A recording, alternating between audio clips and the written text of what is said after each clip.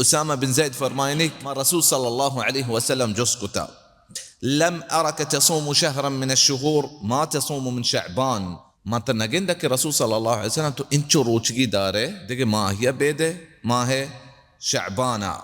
رسول صلى الله عليه وسلم أقول فرمايت ذلك شهر يغفل الناس عنه بين رجب ورمضان وهو شهر ترفع الأعمال فيه إلى رب العالمين فأحب أن يرفع عملي وأنا صائم رسول صلى الله عليه وسلم إماهتها روچگی باز داشتگی صحابہ گڑا جس کتا پرچا تو چوکنے رسول صلی اللہ علیہ وسلم بیان کتا کہ ای انچی ماہی کہ مردم غافل بانشیا چے رجب و رمضان درمیان آئیں و ای ماہا اللہ رب العزت